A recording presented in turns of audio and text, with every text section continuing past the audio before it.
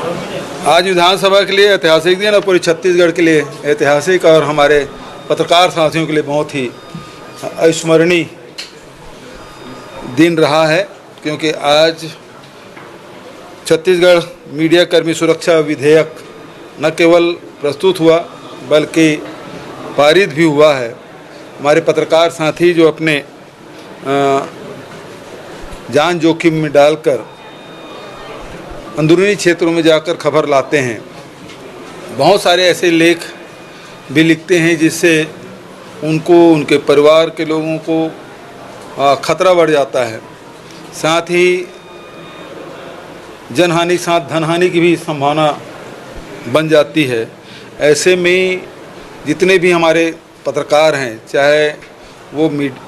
Electronic media को हो, चाहे प्रिंट मीडिया को हो, चाहे पोर्टल के हों, सभी साथियों के जो ऑफिस में जो काम करते हैं वो भी और जो गांव में काम करते हैं उनके लिए भी न केवल अधमान्यता पत्र जारी करने का बल्कि उसे रजिस्ट्रेशन कराने की, जिसको अधमान्यता पत्र नहीं है, और कोई प्रेस यदि कहता है कि हमारे साथ में है और जो लगातार उसमें 6 महीने के अंदर में 3 लेख लिखे हों या स्टोरी की हों, ऐसे लोग हैं जिसको इस सुरक्षा मीडिया कर्मी सुरक्षा कानून के दायरे में लाया गया है ताकि पत्रकारों के सुरक्षा हो सके। यदि उनके साथ कोई शासकीय कर्मचारी यदि दुर्व्यवहार करते हैं या फिर उनकी शिकायत के लिए भी एक समिति बनी है जिसको बहुत अधिकार संपन्न बनाया गया है, जो प्रदेश स्तर पे होगा और उसमें पत्रकार भी होंगे, उसमें अधिकारीगण भी होंगे। तो वो सब मिल के 6 लोगों की समिति बनेगी जिसके माध्यम से उसे सुनवाई की जा सकेगी और आवश्यक निर्देश भी दे सकेंगे और दंड भी का प्रावधान है। यदि उससे संतुष्ट नहीं होते तो अपील की भी प्रावधान रखा गया है। लेकिन यदि कोई गलत शिकायत करता है तो उसके भी उसमें दंड के प्रावधान रखे गए हैं। तो इस प्रकार से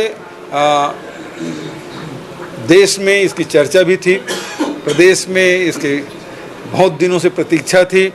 मैं इस अवसर पर जस्टिस आफ्ताब आलम जी, सुप्रीम कोर्ट के सेवानिवृत्त न्यायाधीश आफ्ताब आलम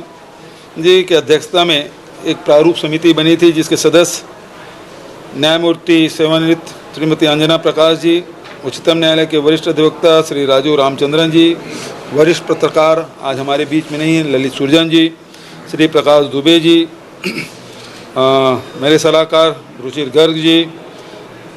महाधिवक्ता विधि विभाग के प्रमुख सचिव, पुलिस महानिदेशक, सभी इसके सदस्य थे और अनेक बैठकें राज्य में और दिल्ली में करके विभिन्न संगठनों से चर्चा करके इसका प्रारूप बनाया गया और उसके बाद इसके प्रारूप को विभाग को सौंपा गया। विभाग ने लंबे विचार विमर्श करके इसको विधेयक के रूप में विधेयक के रूप दिया गया और इसे राज्यपाल से अनुमति लेकर विधानसभा में प्रस्तुत किया गया और आज वो पारित हुआ है। लेकिन दुर्भाग्य ये है कि विपक्ष इसके लिए सहमति तो दिए लेकिन इसमें चर्चा में भाग नहीं लिए। किन कारणों से नहीं लिए वो अलग बात है, लेकिन कुल मिला के जो उनकी मंशा थी, अजय चंद्राकर जी बोलने खड़े भी हो गए लेकिन बाद में उसके साथियों ने बिठा भी दिया। तो ये बहुत दुर्भाग्यजनक है कि ऐसे विधेयक जो मूल विधेयक है और पहली बार छत्तीसगढ़ की विधानसभा में प्रस्तुत हुआ है तो विपक्षी साथियों को भी इसमें अपनी राय